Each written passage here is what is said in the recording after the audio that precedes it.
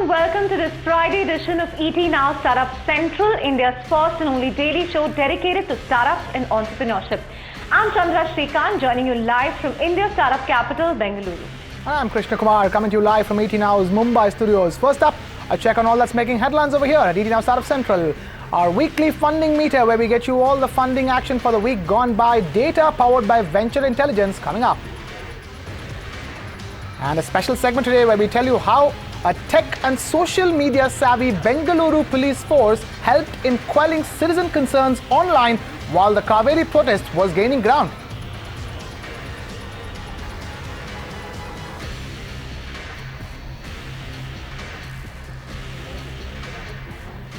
Straight then to our top story, and it's Friday, so we have venture intelligence to really help us get a sense of all the deal action this week.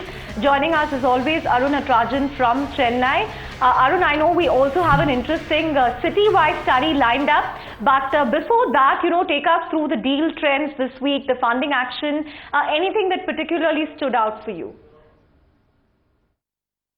This week has been relatively muted in terms of the activity as in VC investments. So we've seen something like just 5 investments go through worth $19 million, which was kind of similar in last week. Also 5 deals happened, but the value was higher last week primarily because we had the large Byju's transaction happen.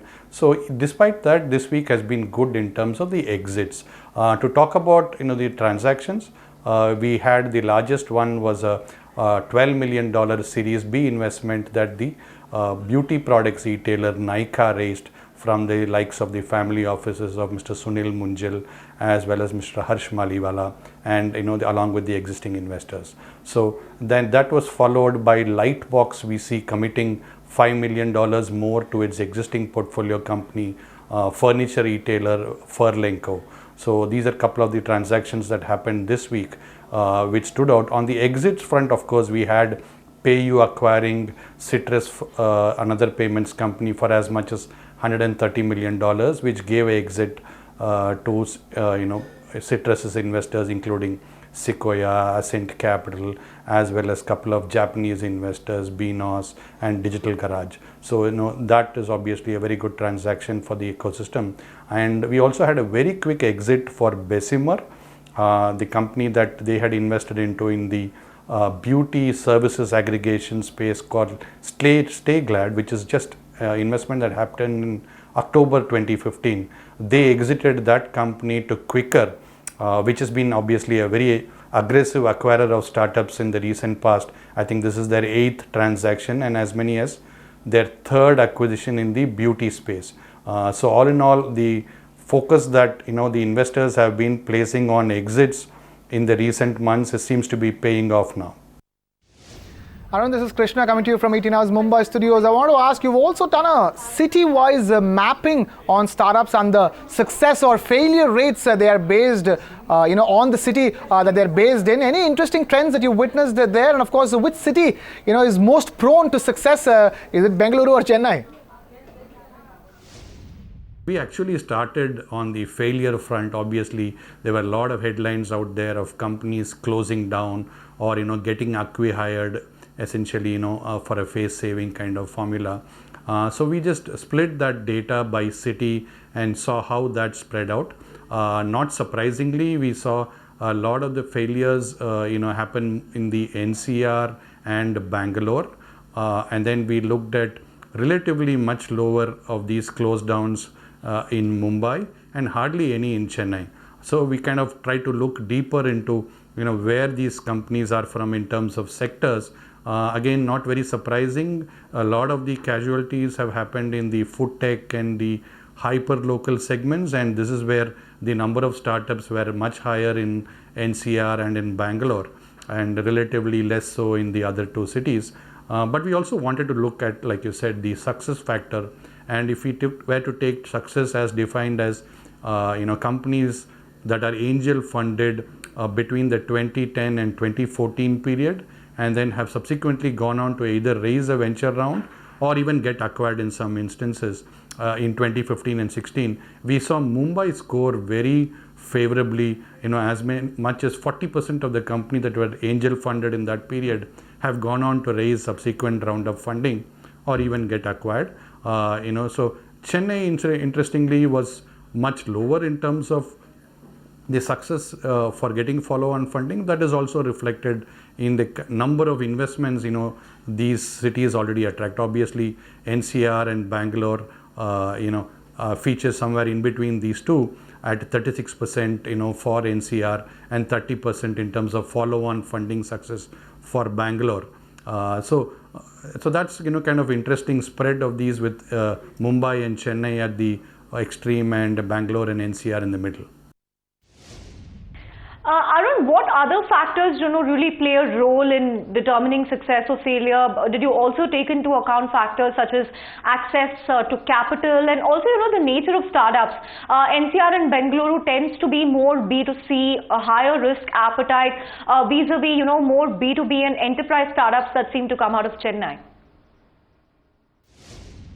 Very clearly, the sector and as well as the access to capital seem to play a very important role.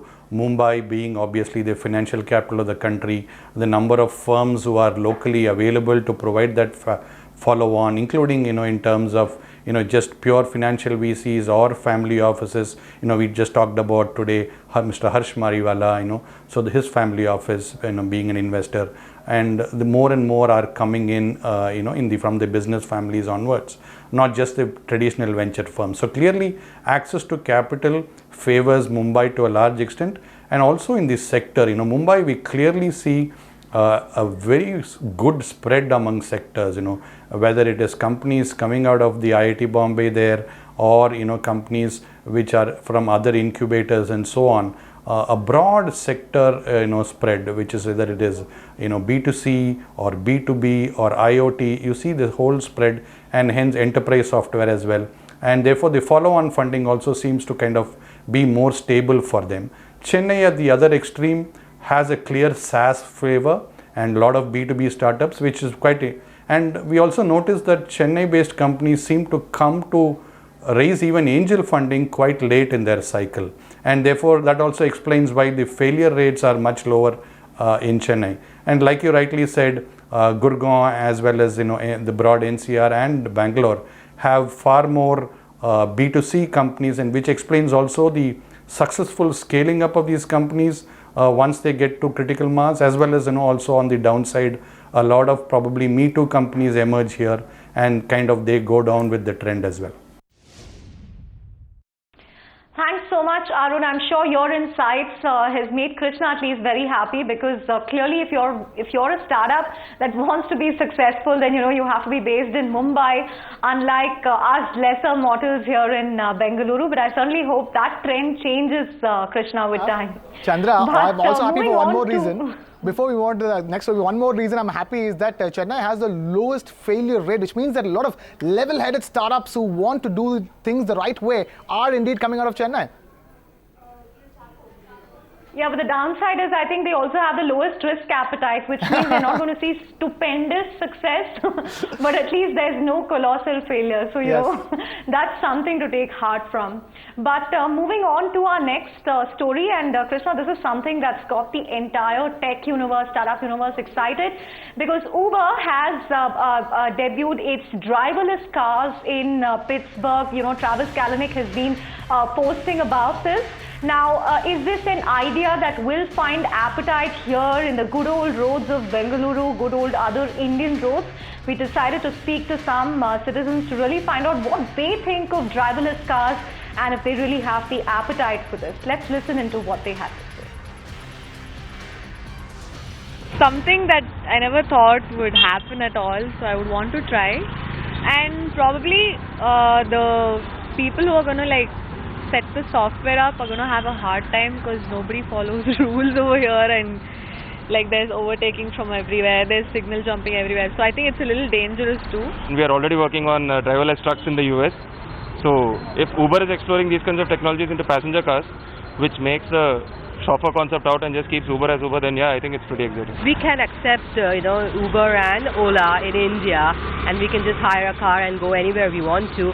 Why not then getting a driverless car because there are so much of issues, tackling with drivers, letting them know where to go, all this hodgepodge.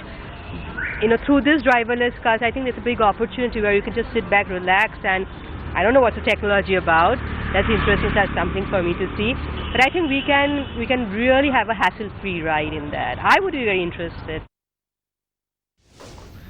Chandra, one single takeaway from the whole thing is that Indians do not want to haggle with either a taxi driver or an auto driver anymore. We all seem to have had enough of it. If not for anything, for that reason alone, we want driverless cars in our country as well. But moving on to a very special segment today where we get to the story about how a tech and social media savvy Bengaluru police force helped in quelling citizen concerns online while the Kaveri protest was gaining ground. Now, while the Karnataka government faced flack over inaction, Bengaluru police have been getting praise for being quick and responsive online. We have Rahul Dayama taking you inside the Bengaluru Police Command Center to show you how tech tools are helping them on ground.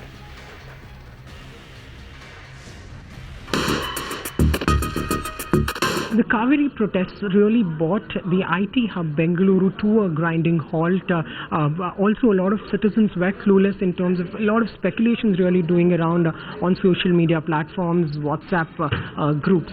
So it was really the Bangalore City Police that put in place an effective management system to ensure that they use technology and social media platforms to diffuse concerns of citizens. I'm really at the command center of the Bengaluru Police. Here is where they put in a strategy in place to see how they can diffuse concerns of citizens. I'll give you a sneak peek as to how the command center works and how it effectively manages the situation by giving timed information to citizens.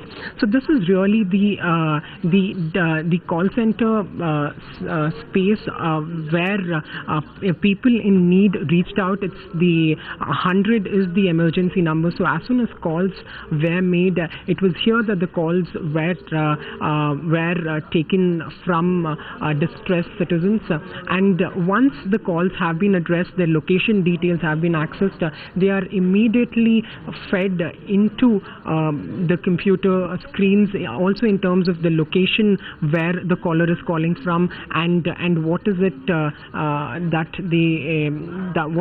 they have told them. Also, what's really crucial is the information that goes out to people, and this is really the media tracking system that keeps a real-time access of what is being reported on news channels. So if there's a protest that has been reported, some real-time data that is immediately then alerted to the police personnel on ground to ensure that they can rush by. And also, if there is any sort of a speculation on news channels, that is also immediately diffused with the social media team reaching out and telling them this is not really the fact. Also, with violence-prone areas, it's very crucial that the CCTV cameras are utilized well. So over 150 cameras on strategic locations have been put in place. It's here that you see detailed high-resolution video of various locations. So wherever violence was reported, wherever people were gathering in large numbers, it was this team that was immediately again alerting police personnel on the ground, telling them to ensure. So as far as even protesters are concerned, if they have to get details of a particular vehicle on that road that engaged in violence, it's this part of the command center that took care of those nitty-gritties. While the Bengaluru City Police has been using social media for a few years now, the Bangalore City Commissioner is really the highly followed police chief in the world with over 7 lakh followers. The Bangalore City Police official page has about 3 lakh followers, while they have 4 lakh followers on Facebook. So this is really the social media desk that really worked on during the Kaveri crisis to give out timely updates to people. Remember, it was through Twitter and Facebook that people increasingly reached out seeking information, asking if they could take a particular route to get to work. Was it safe to venture out in a few areas? Also asking about rumors that spoke about another band in the offing and about various other speculations that came by. So it was this team that really responded to each message. There were more than 5,000 messages, over 5 to 10,000 messages really between the Kaveri protests. So these people responded in real time to each query that came in, telling them if they could take a particular road and giving timely updates from the city police commissioner's office as to when will the curfew be lifted and where really is violence being reported, asking people to stay off from areas. This is how really the Bangalore City Police used various forms of technology, be it social media, CCTV tracking, media tracking, GPS-enabled tracking system for its police vans to ensure that they could diffuse crisis on the ground during the Kaveri attention, also passing on timely updates to people. So clearly they have proved that Bengaluru is really the IT hub, with also the police personnel embracing technology in this way that it's now got on to become a case study for other states to emulate in times of crisis. You know, Krishna, when we were discussing this story, I found it so hard to believe that the police is actually getting lauded for something.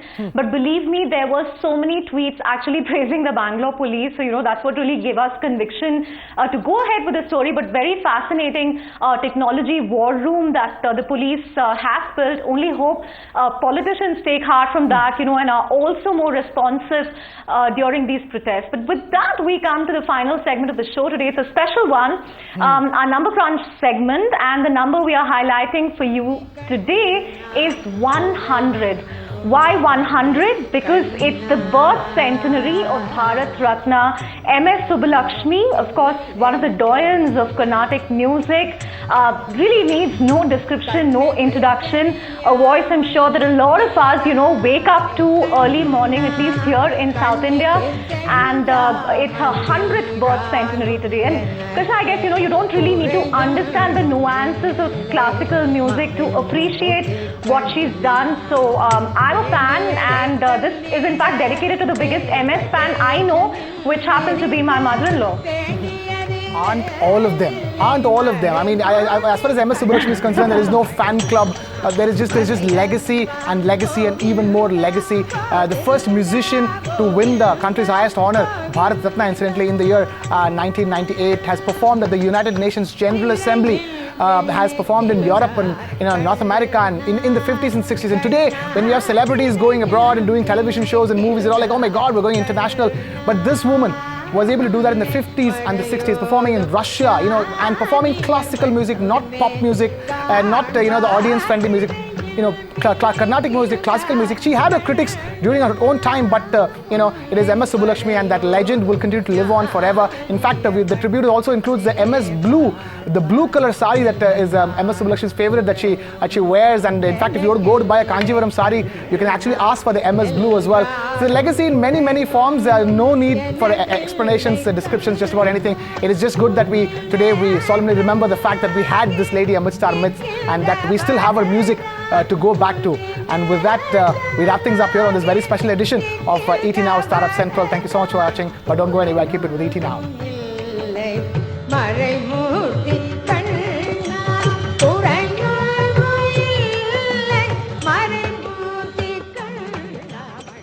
Find us on Facebook at facebook.com/ETNow, and don't forget to click the like button. You can also follow us on Twitter at ETNow Live. To stay updated with all our programming, hit the subscribe button on our YouTube channel by logging on to youtube.com/user/ETNow.